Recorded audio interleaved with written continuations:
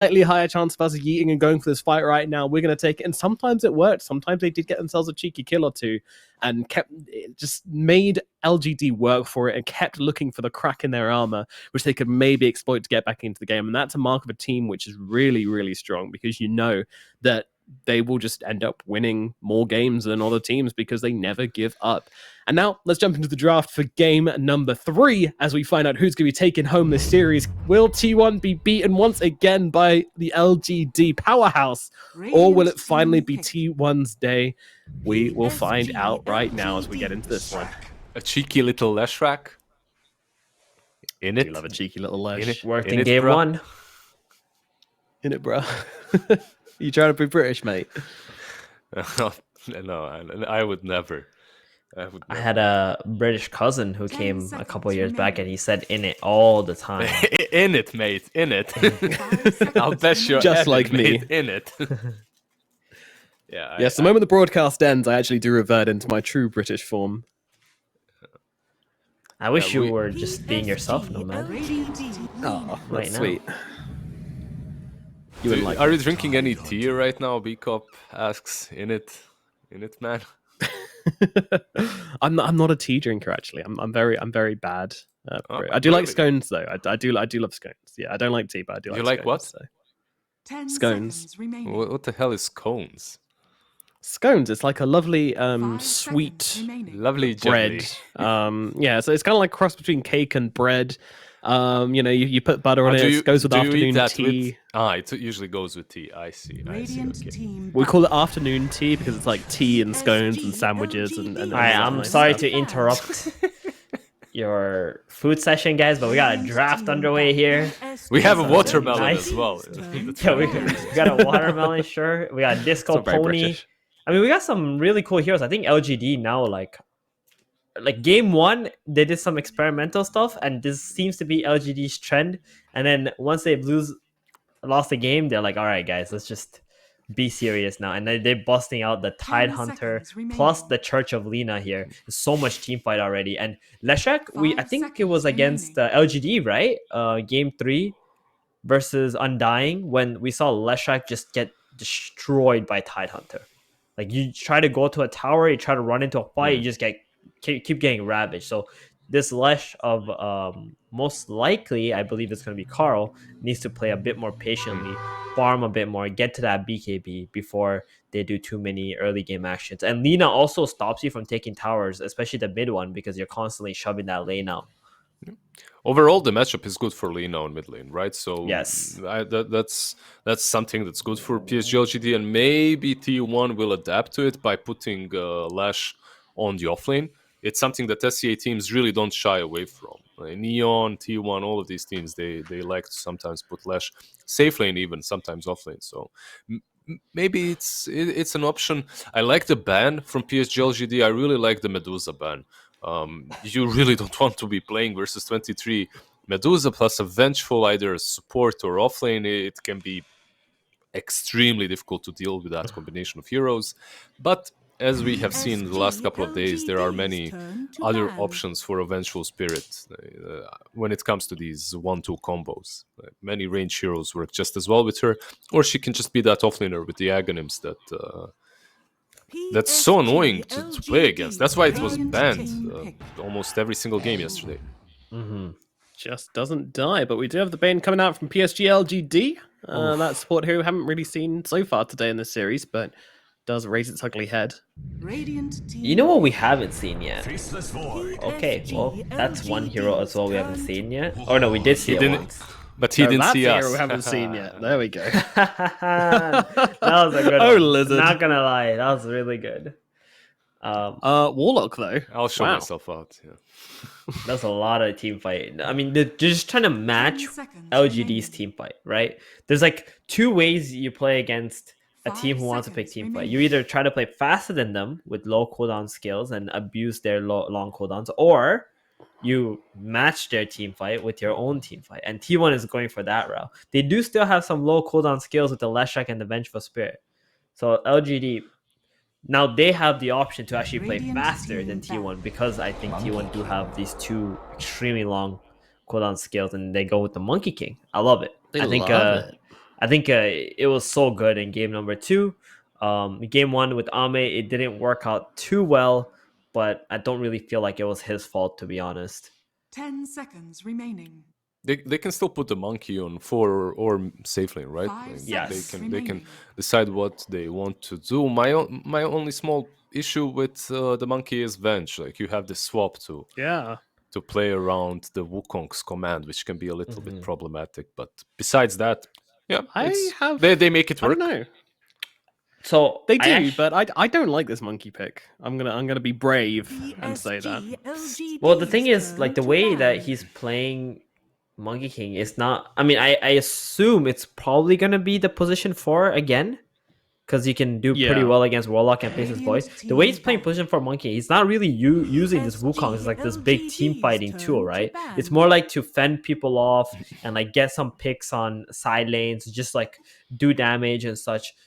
So I'm not too worried if it's a position 4. Like, if you have to swap a monkey as a position 3 Venge into a position 4 monkey, then you're going to put yourself in danger too, into all this team fight of LGD.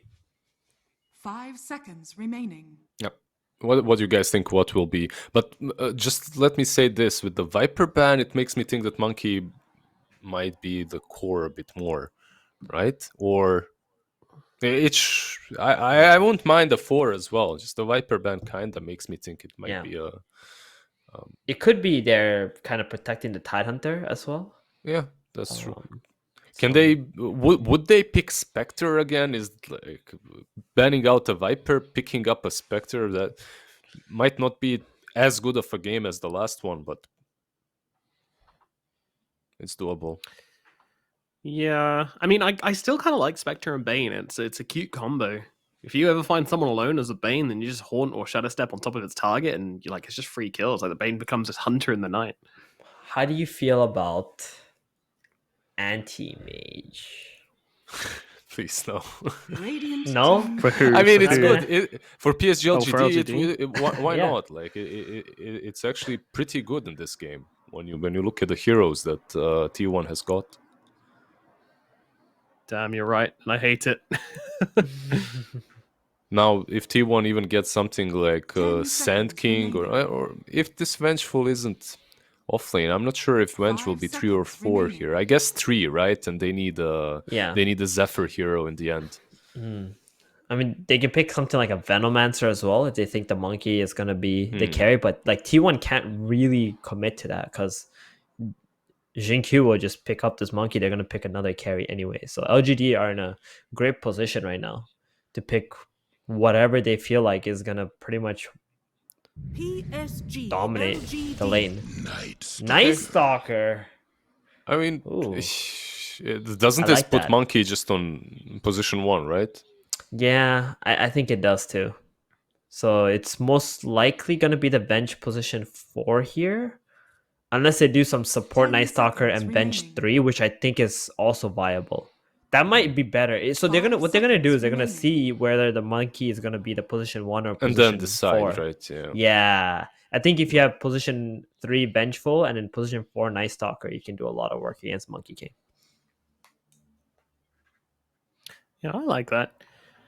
I mean, I do worry a little bit about Night Stalker against Bane. You just kind of put him to sleep, and he's not going to be the hero he usually is. But of course, if the Night Stalker can get on top of a key hero, then it makes all the difference. I think T1 needs to be on the front foot in this game, and Jinkyu is going to be on his Elder Titan. That'll be the final pickup for ED. It's actually Zephyr playing the Venge, so it's going to be position 4 Venge, position 3 Night Stalker. All right. I guess the reasoning is what Teben said, you couldn't be sure if monkey is a core or not, so you picked something in which you have your own game plan and you're gonna stick to it no matter what. So if it is or isn't, it doesn't truly matter to you. You just stick with the plan that you've got, and that's it. Because you can't overthink and mess up your whole draft by picking some Venomancer and then be all over the place when it comes to the way you're supposed to be playing the game. All right, well, guys, what are we thinking? We've got our drafts, we've got our teams. Who's going to take this game 3 and be the first team in the upper bracket finals? I'll let you go first, Lizard. This one is a little bit harder to call. It is. It's tough. On one side, what do we have? Lena Tide and Monkey King. On the other, Void, Lash, and Night Stalker. What does the Night Stalker? Where does he fit in here? Who is he jumping on? What's he preventing? I guess the Bane. It stops Ravage, which he's one of the few heroes which can actually stop Ravage coming out with his silence because it can't be Kraken shelled off. I'm going with PSG.LGD. I see. So I make a point in favor of T1, and you're like, oh, points just sounds like Nomad's going to T1 there. You know, I actually think T1 might have it. I think this might be the first time T1's gonna take out LGD. The face is Void and the Night Stalker, like you said, it can pressure the Tidehunter, right? They have ways, and they also have the damage and the Leshrac. I don't think they have sufficient damage. Plus, the Venge has more value against Monkey King now because it's a position 4. You can actually swap the Monkey out of the Wukongs because it's actually important for the team fight of LGD. So, yeah, I'm gonna go with T1 this game. Yeah, I'm going T1 as well. I'm joining you. I think I really like the synergies they've got going with T1. I see their game plan, and it makes sense to me. LGD's doesn't. But we're going to throw it over to our casters. See set some action going on straight off the bat. B coupled by Farah. Take it away. Thank you very much, Nomad. Yeah, coming into this one, there was just a couple of right clicks over on Tennis. He's A-okay. These panelists just don't shut up, do they? Especially that Nomad guy. Jesus. He's got the, the most words per second there. He's not stopping. 30 seconds to battle. Yeah, I actually, I quite like T1's draft, personally. Like, we know I'm a Night Stalker fan. I get that. But my worry for them is their lineup's a little bit greedy. Like, if they start to fall behind, I think they're really going to struggle. But they do have good team fight to rely on as well. So they have ways of coming back into the game if they do. But it's going to be really difficult. So looking forward to seeing if LGD can push the momentum this game. They really prey off these active cores that they have and that can group up early. I kind of worry for these fights potentially, depending on how Xingqiu uses this Elder Titan. Again, you can land a Chrono, but who's to say you don't get slapped? Who's to say the fight doesn't get turned off? Something that the Elder Titan can get away with now in this 4 position, getting a little bit more priority in farm. Like you said, it's a little bit greedy. If it's slow to the jump, I worry that it may not get to the jump at all. And we've seen like Venges in the 3 who are specifically trying to go for that first item Ags. I would maybe venture to say it's probably not first item Ags like that for this Venge. Because from the 4, it's going to be tougher, right? What's Bane got skilled up here? Because if he's taken Nightmare, this could be really bad for the Venge. Yeah, yes. Because all of a sudden he can't make this creep pull happen anymore because the creeps lose aggro. And he's going to take a lot of right-click damage, and this is going to be very problematic for Zephyr. If Ame were to step up on this, he could have just been dead. And you've got Nightmare up again in 5 seconds. You're just doing so much damage, and he's going to try and wrap all the way around, potentially get a courier kill, and he's going back again, though, on Innocence. He's doing the same thing again. He's going to try and stop the pull again. Ooh, right into the courier. That's unfortunate. But now the right-click... Does he wait for one more right click and then go for it? He might just have this kill. Zephyr just taking so much damage. He's got boots on the bench. Oh my god. Oh! Never in doubt. He's fine. It's fine. Look at the denies on the Monkey King, though. Like this. Because they can't play the Nay normally on the Venge and the Night Stalker, right? So they're trying to pull the creep waves the right play on T1. But this Monkey King's just having absolute free farm because of it. Those Wild Wings are like, nobody would expect us to get first blood. It should show up the same way. If somebody dies to the neutrals first, it should say Wild Wing gets first blood. See, he's going again on Zephyr. Oh no. Trying to pull the wave. And the courier's in the creep wave. Ooh.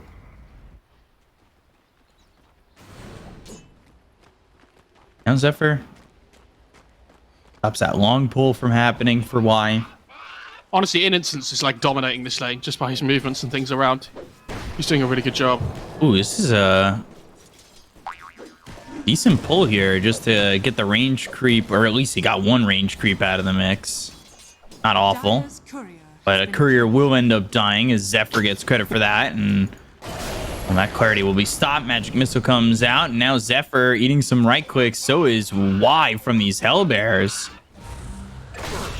Bottom lane, though. They're going after Whitemon in 23 as Carl gets the kill on the Zhao 8 over mid. I feel like that probably shouldn't happen. I mean, we haven't been seeing how this mid lane's been going, but I think Lina should be able to keep the distance right all the time, so I'm not sure how that happened, but... And Nightmare with these right clicks, magic missile. Oh, has the brain sap for the kill.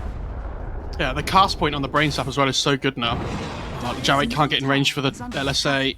Yeah, otherwise Carl might have been in trouble. We accidentally kind of baited the observer to look bottom when that kill mid happened because there was a fight happening. Well, what do you mean we? What do you mean we? Whoa, we both said bottom. I feel like yeah, okay. We might have done. I was trying to share the blame. Oh, mid lane. Yeah, it's fine. They're going to get double 4-minute runes though on the Radiant side, so Zhao 8 not going to have the bottle refill. Oh. 23 going to lose out on his boots for a minute 10. Not great, and Faith Beyond continuing to have a good time here. He's 21-4. I mean, look at the Night Stalker CS though. That's the big worry. I think he went over to try and farm the small camp there, and then realizes it's stacked and he can't do anything about it now. Primal Spring from Ame, just putting the pressure on Cuckoo. We'll go back over to the creep wave. Yeah, nice posturing from Zhao 8 as well, just pushes him off the XP. Middle tower is under attack. They see the Bane coming, so they know the wraparound's coming from that nice ward they have in the top jungle. And Carl probably going to have to walk all the way back to base here, potentially. Nightmare. Carl getting a little bit low, and they've got Jinkyu coming over. They're looking for the sweep. It does land on Carl, so Y will get the kill. He'll lose his life, but to kill off Carl and lose your own life, I think that's fine, especially with the massive rotations from T1. I mean, they brought 4 heroes over to protect Carl, and Carl ends up dying anyway. That's not a good scenario for T1. No, not at all. And the CS for all 3 cores on LGD is A-OK. I mean, the Night Stalker's net worth is the one that needs to be really looked at. Unfortunately, he's below the Bane now because the Innocence is doing so well, like we mentioned before. But already picked up for Faith Beyond. It's the D ward, now the Nightmare. Zhao 8. Radiant's bottom tower is under attack. Never throwing the LSA, they're just sharing the Nightmare. Yeah, all having bad dreams for a split second. Double sleep. Y trying to walk away. LSA finally hits, and now we've got the Fatal Bonds on 3. Carl, though, looking for the stun. Lands on 2. Magic Missile. Now all 3 are stunned. But they do have the kill on to Carl regardless. But now they're still sharing the damage from the Fatal Bonds. Brain Sap. Y gets a little bit more health. And like the whole time in this bot lane, like Void's getting CS, like he's laning against the Tide, but Tide's going to start to take over the lane. Monkey King's owning the other top side lane as well. He's going for Cuckoo, who does use that Cloning Blade. They've had good practice on this now, T1, after the last 3 games. Certainly. And already a 2k lead here for LGD. Hello. This is, and this is what I was saying, if they do fall behind on T1, they're really going to struggle, because their ways of coming back into the game aren't great. Like, they need the Venge to be playing with the Night Stalker really and trying to find kills, but they're also tanky on LGD. Like, even the Bane is really difficult to kill because of the effective HP with Brain Sap. Feels like LGD kind of heard the panel and they were like, and then I took that personally. Yeah. I mean, I feel like LGD's lanes have gone much better than they potentially should have, and that's obviously the big reason why they're doing so well right now. But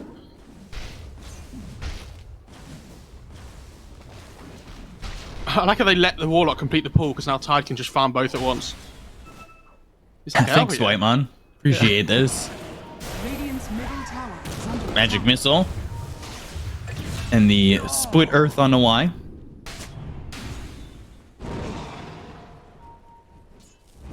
Y giving up his life, but he's the more farmed support at the moment. He's also going to know there's a ward up on the high ground now, because he got stunned from the low ground. So you know, he gains information off his death at least. But still good for T1. The potential gold. Yeah. LSA hits and Zephyr. No Laguna Blade for Xiaowei just yet. Two-man split Earth, and then they've got the Fatal Bonds to work with. Nightmare and Primal Spring on a Cuckoo. Boundless Strike, the damage is there. They'll get the kill. Whitemon just standing his ground, but that may not be the play for him. Y coming in, doesn't have Brain Sap or Nightmare for a couple more seconds, but will continue to chase with the help of Ame and the sweep from Jinkyu, so they'll get themselves a second. They take out Cuckoo, they take out Whitemon. LGD have 2 more. Again, that's with Tide continuing to farm bottom, the pressure being put on mid, and potentially getting a tier 1 tower with this aggression. They want Zephyr, and Ame for a second thinks about using that Primal Spring one more time, jumping into the trees as Carl tries to defend with the help of the Venge. They'll bring in Cuckoo again. They do still have this ward, so Y's in vision. But it won't matter. Yeah, they're trying to defend their mid tier 1 as much as possible on T1. They need to keep the map control up and alive. And if that mid tier 1 falls at a decent time, they're really going to struggle. What does the Tide have, by the way? We haven't really talked about that hero this game too much. Yeah, and there's the D ward. And I was wondering if he'd go for, and he's going phase boots. They're coming out right now. Yeah, I was wondering if he'd go for Helm of Dom or something potentially, but I don't know how good it would have been. Top lane stun out on Ame. He's in some trouble.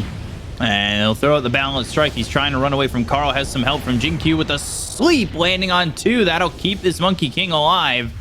They don't have Fiend's Grip yet, as Y is only level 5 at the moment. Yeah, really good TP from Jinkyu. Uses the Fog to get the good stomp off. Can't complain. And yeah, now Tide's going to take over bot lane here. The Void can't really lane there anymore. And the Warlock's going to come and try and take XP, but if they get one rotation through... Yeah, he's not even going to try and defend the wave, I don't think. Oh, he is. Oh, God. Honestly, if you die here, but you get a whole wave of XP, it's like completely worth it on the Warlock.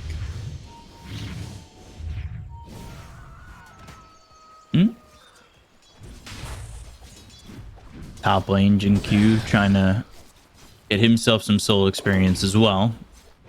Yeah, Ame's farming his way back to base since he got low before, so Jinkyu's just going to take over the lane. Going for that Echo Saber first again, no big shot.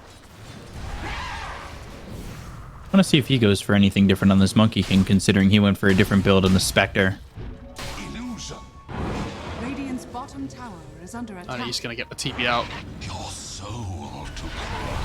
Does almost get a full level out of that, but unfortunately he never grabs the whole thing. Jinkyu in a bit of trouble, but the Primal Spring now... Oh, they've got the silence onto the Monkey King. They get the kill into Jinkyu. They're going to bring over the Tide Hunter. He's going to look to Ravage probably immediately after coming into this, but they already get the kill on Ame, and the Ravage is going to be a little bit late. However, they look over at Carl. They've got the Anchor Smash. They need one more shot to kill off this Leshrac, and they will. Yeah, I think if he'd have tried to Boundless heal off the creep wave instead, he might have lived on the Monkey King, but I think he tried to be greedy and get both and ended up not hitting any over the creeps. Y has Fiend's Grip, so if Cuckoo sticks around too long, he might just get, Fiend's Gripped and killed. He's level 7 on the Bane at 11 minutes. He's going to be really happy with how his game's going. I like that the cosmetic shows the little blue brain that comes out on the Fiend's Grip. Yeah.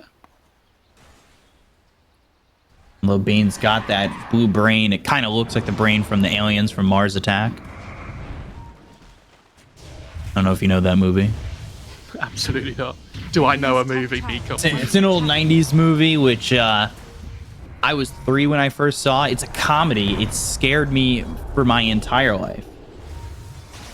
We know that I don't understand any of your references, B-Cop, and I can live with that. That's why I keep going until we hit one. Invis on the left. Oh, gosh. Well, okay. Bit of miscommunication. Honestly, I think I kind of understand why Whiteman's coming from. He's like, guys, like, we just chase up the high ground. Carl doesn't feel so confident, so they're just not on the same page. And it's just a farming Warlock ult, dude. It's fine, right?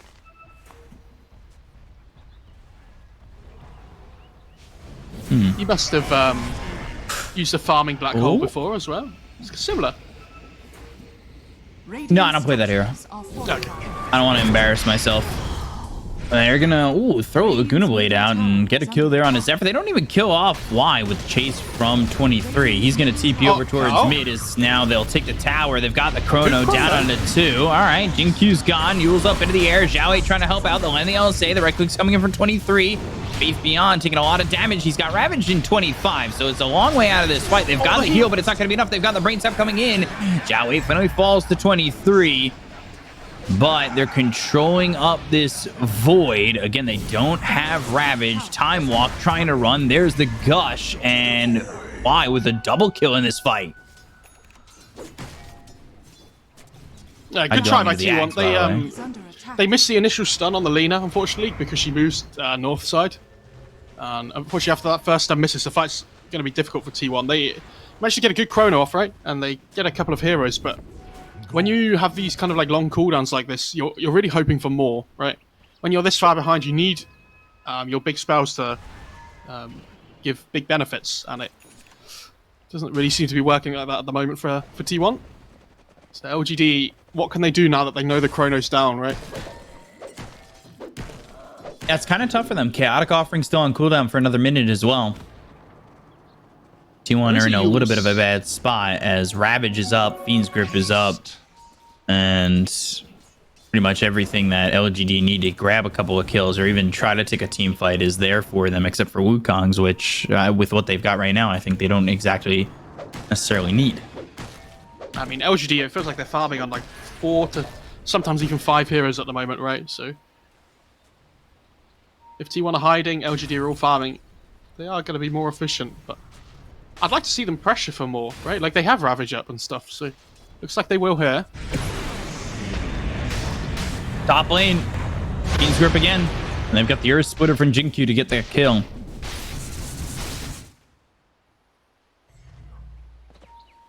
And it's Fiend's Grip that is securing kills constantly. And why still the more farm support at the moment?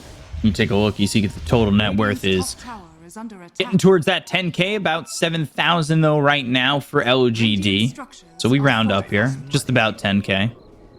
Carl's waiting to get a Yules off here to try and catch the monkey. Yeah, this is going to be the go. Can they kill him quick enough? Yeah. They should be able to. Wukong's trying to survive, and now that's just down on cooldown. And he survived a second longer. He might have been saved by Y and Jinkyu, but just doesn't get there. Meanwhile, Faith Beyond takes the top tier 1. And he's only 200 gold away from an Ags. I mean, that's a good move for tier 1, right? Like, they know can they they can't still fight kill Faith Beyond Carl? right now. Carl's gonna look for the stun, but here comes Y. Chaotic Offering to follow it up. That's gonna land on a 3. Faith Beyond does have Ravage if it's needed, and it's not. They get the kill into Carl. They'll take the golem. They'll look over now at Whitemon. Fatal Bond's on a 4, but there's no follow-up to that, so it doesn't exactly matter. Yeah, and they have Chrono back up again now on T1, so maybe they can try and make a move, but they're falling further and further behind. Like, you get the Monkey King, it's great, but then losing the Lesh afterwards, it's not going to feel fantastic, is it? You know, all of the good work that you've done suddenly becomes undone. Mm-hmm. There's the Aether Lens for Y. He'll be able to get that Fiend's Grip off from a bit further out. Keep himself a bit safer. Especially until Night Stalker has a way to jump him, and he's only going to the BKB. Then he'll probably go Blink, like we've seen in the past with these Night Stalkers. Oh, the grip. Don't let them into there it is again. Oh, okay. Every Fiend's Grip has turned into a kill here for Y. And it feels like he's using it off cooldown as well, right? Like, as soon as it's ready, they're in position, they're ready to go. He's so tanky, he just runs up, he doesn't care. Yeah. And oh dear. Top lane, Laguna Blade used, they get the kill on the Cuckoo. They're going to look over now at Whitemon, Earth Splitter coming through. Fatal Bonds, and he's trying to heal himself up with a Shadow Word. That'll be enough to get out, but now they've got the Nightmare out on a 23. Chrono on a 2. Yeah. He needs to be careful. Ravage, feigning it. Gush gets thrown forward. Y doesn't even die there. He has an axe on the tide. Sweet Jesus. This is... Okay. So that was the Chrono that we talked about, and Bane being so tanky lives because he's got all these small items, right? But oh dear. Now Chrono's down. Oh no. Poor Carl. Well, Ravage comes out. Carl ends up dead. They've got the silence on it too, but it's not going to matter. Cuckoo's been caught, and they've got the Yules. They should have the kill to follow this up, and they will. Oh, they found Arme though. Ame low and what a gone. bash. 23 gets the kill with the bash health. That was sick. 23 Savage is like, please man, we need something to go for us. There it is. Radiant structures are fortified. Double damage top. top. Could have been a Roche potentially for Dire, for LGD. Obviously, they have the Gush as well with the minus armor. So, goes down relatively quickly. They might want to wait for the Monkey King, but... And they bottled it up, so... And they've got the Crystallis on the Lina, so... Zhao 8, once they've got the Monkey King, could just go for this. Yeah, they see the Bane under the ward here on T1 as well. I don't know, like... The problem with B-Cup is, if you go Roche, it means you're just going to have to stop killing people. And I don't think they're willing to do that on LGD, you know? They wanna keep slaying. They are. They're slaying Roche. No, that's not a hero, though. This doesn't inflict mental damage on the opposition, B-Cup. You need to understand. He lives longer than the heroes on T1, though. That is true. To be fair, I hope Roche would live longer than a lot of heroes. And... they're going to have Ravage back up again soon on the Tide, so they're smoking up.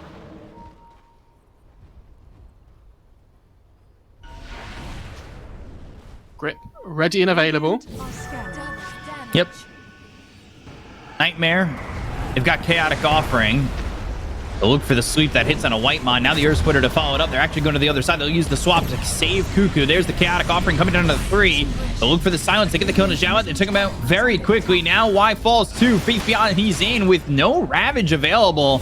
It's For 40 still not quite up, seconds, he's all by himself. They'll look for the sleep. Oh, Yules from Carl. That stops the sleep from coming in, but the Gush doing a decent amount of damage. Faith Beyond still very tanky. They've used that Chrono. They get the kill to Jinku. That's going to be 3. Looking for a 4th. Faith Beyond still throwing the Gushes out, and eventually he will fall. All 4 dying on LGD. Oh, really well played by T1. I mean, LGD, they wanted to smoke in, find a kill with the grip, and just get out again, right? And then just go Roche with the DD, but they go ever so slightly too far, and without the Ravage... I mean, great spell usage by Radiant side. They get a great Fatal Bombs off. They get the really good silence off by the Night Stalker as well to get into the back line. There's the Axe for the Venge. And we've seen when Vengeance are losing, but they pick up this Axe.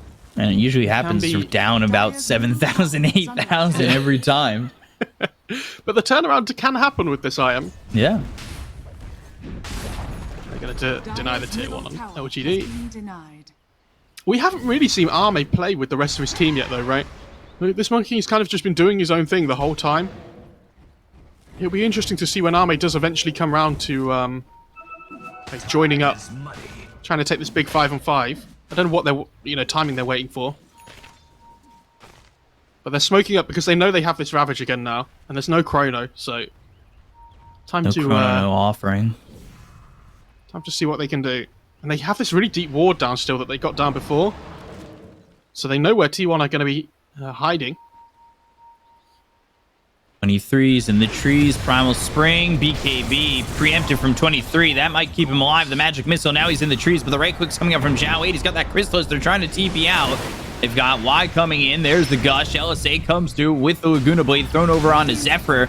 He's going to have that Axe, so he'll be able to do quite a bit once he's dead anyway. And, well, now that illusion is there. Magic Missile once again. They get the kill on a Zephyr. He's the only one to fall, but so will the tier 2 Bot lane as well. Bot lane, they're looking over at the Lesh. They'll kill off Carl. That's 2 more kills for LGD. Oh, White Mon, please. Oh, the Earth Splitter. Smasher Splitter doesn't land. Illusion throwing the Magic Missile, and now White Mon will use that Essence Ring to try and survive. They'll land the sweep. 23's coming over. He's got Chrono in 10. And Magic Missile was thrown, but immediately he's helped out with the Kraken Shell Dispel. With the Anchor Smash on the Void, though, they just don't do any damage. So Faith Beyond, he just runs away casually. It's not even like he's taken a dent in his HP, really. He's fine. Yeah, good rotations by LGD. They take the good fight and they instantly punish the Lesh bot. Great setup from Innocence. Right place, right time. And there's the blink on the Tide as well. So their goes and their initiations are a lot easier now in LGD. They still have the Ravage available. They can carry on looking to be aggressive here. Bottom lane. They're TPing in. They have found Cuckoo. Carl coming in. They've got the swap once again. BKB gets popped by Ame. He's thinking about throwing down the Wukongs, but he'll stop that. Now 23 comes over. He does have himself the Chronosphere.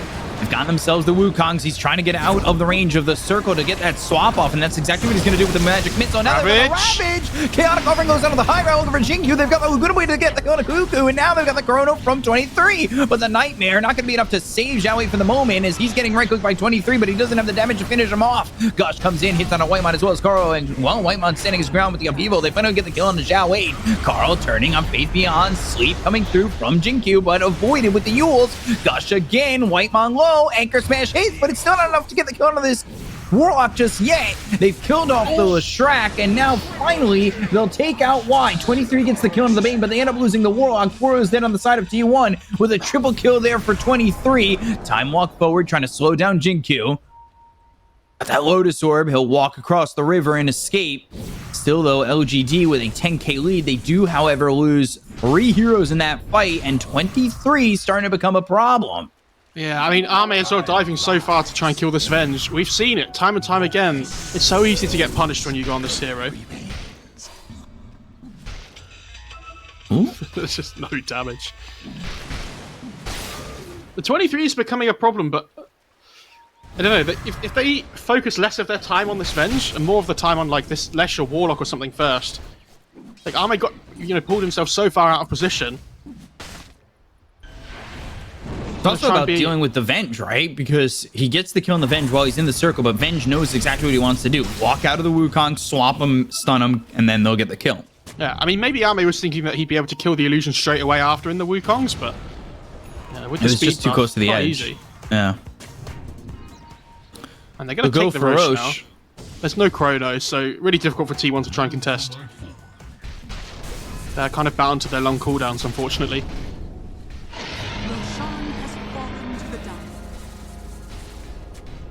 I think even against the Aegis, I think T1 are probably going to be willing to, give it a go with these fights. Because they do have good poke damage and things. Like with the Lesh going in, they have the Night Stalker that can poke and prod. The Venge is obviously pretty good at it as well.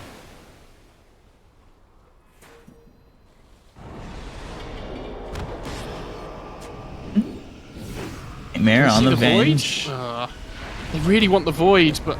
Yeah, they get the found grip him with off. a Boundless Strike. They've got the Fiend Scrape. They'll get the kill on 23. They'll take out Zephyr. Ame stopped the first Boundless Strike through the second that hit the Void. That allowed them to get the Fiend's Grip off, and they'll take out the Illusion from Zephyr as well. Yeah, that was so well played by OGA, actually. They find that they just about managed to get onto both. And the Stomp comes through to stop the stun coming through onto the Fiend's Grip. Dire's middle tower is under attack. Okay. Poor Ame. Now they're going to go to the high ground. Like you said, they're very locked to their cooldowns, and those are, well, now off cooldown, but they don't have these heroes. The heroes are on cooldown.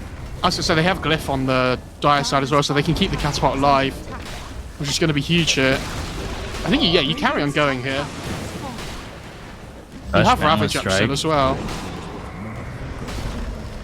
And, they're going to get out. Going to start to walk away with the rest of his team. Do they want to chase? Carl just going to clean up, and they're not going to go. They don't have this Void to go after them with, and it's, again, fighting into the Ravage and the Aegis. And the thing is with LGD, like, the last 5 minutes haven't even been, like, massively always clean, right? Like, they've made some mistakes and things, but because their early game went so well, it allows them to make the mistakes, right? Like, they can afford to make a bit of a mishap, and they're still right in charge of the game. Excellent. T1 have got so much to do to try and come back into this. Feels like LGD would have to make so many mistakes. Maybe like 3 or 4 bad fights in a row, and I just don't see that happening.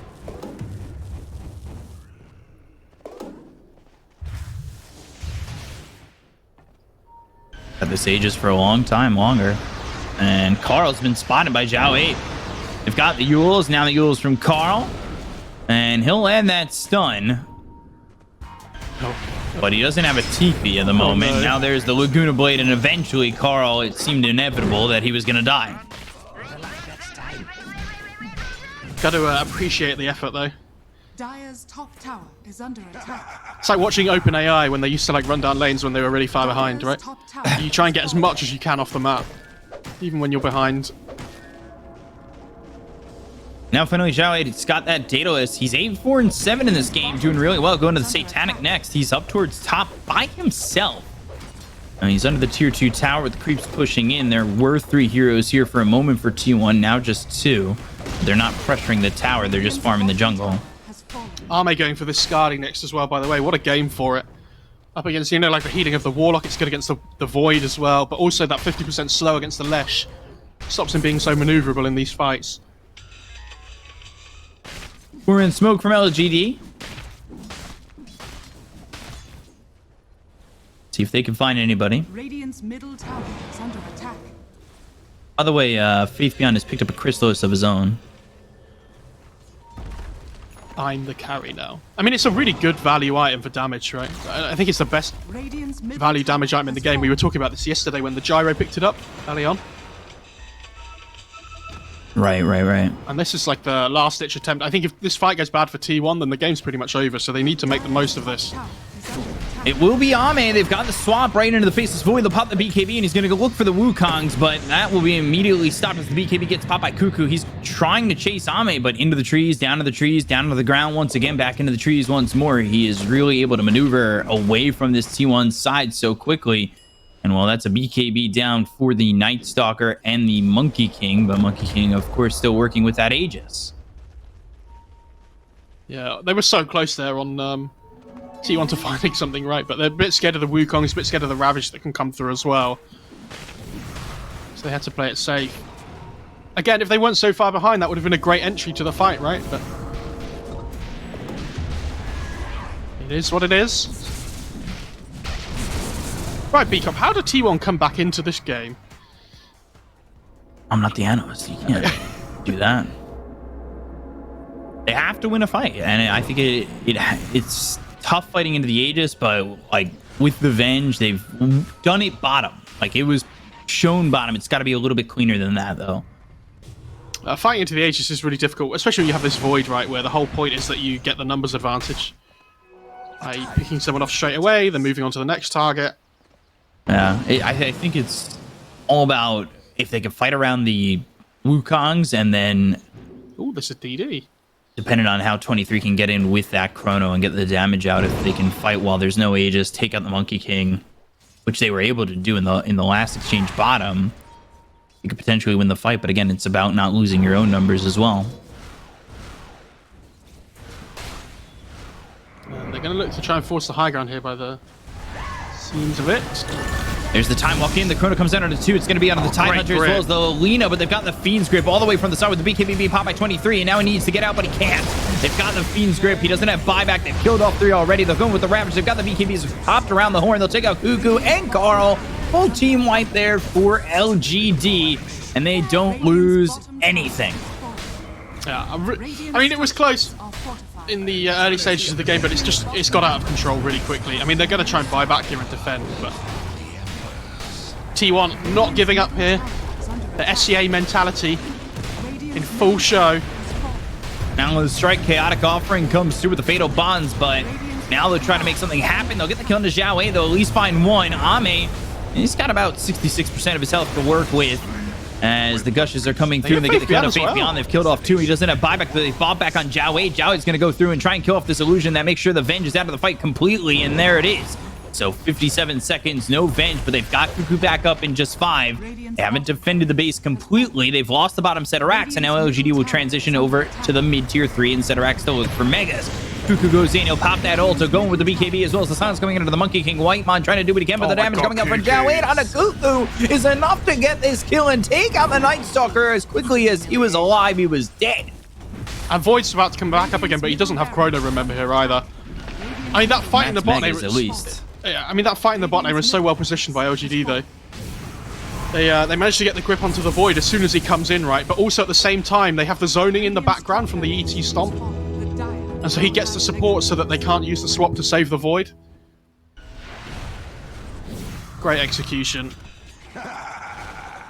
23 Savage showing off his dancing moves. And they're going to try and fight through Megas. They're down 23,000 net worth. And the Very thing with savage T1 number. is, I like this game, they've had some really good moments in the game, right? It's not like they've just completely rolled over. But Burns, doesn't it? they were just so far behind to begin with that all the good plays that they made, Time is money. even when they get this like little bit of net worth increase, LGD are just going to run at them again. And it's so hard to have these perfect fights just over and over and over again. Right. This is the last hurrah for T1. They want another scrap. Has been Easy killed. courier. See you later, Rags. And LGD is just going to back off. They know the Megas are coming in. There's no need for them to take a fight.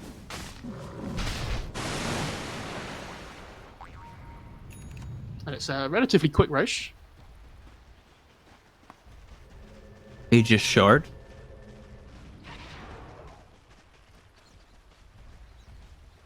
Radiant are scanning. I like it a little bit better now that it's not Aegis, Cheese, and Shard. I think that was just so much for a second Roche. If it's going to be that much, I think Roche just has to be stronger. Blink Ravage through on a 23, gone. The stomp hit Zephyr in the backline as well, so they couldn't even get the swap off. Yeah, Zephyr's dead too, and, well, I'll call GG. A little bit anticlimactic, but LGD, the reverse sweep to take the 2-1 over T1. And I like the... really well done. I like that the point that the panel made earlier as well, and we saw this in OGA China when LGD played too. Game 1, you know, they're picking like Pod Safe Lane, they're doing whatever they want. Yeah. In Game 2 and Game 3, the serious faces are on, and they're not willing to lose any series ever, is what it feels like. So T1, they meet their kryptonite again, unfortunately, and LGD pull through. And for T1, it's again, they had some good moments in Game 2 and 3, but they were never really in it, you know, were they? So I'm looking forward to seeing them how they can bounce back from this, because they're such a strong team, right? But LGD just, you know, we run out of ways of saying how good this team is, and they steamroll on again. Yeah, missing one of their most crucial pieces still, and nothing to say. And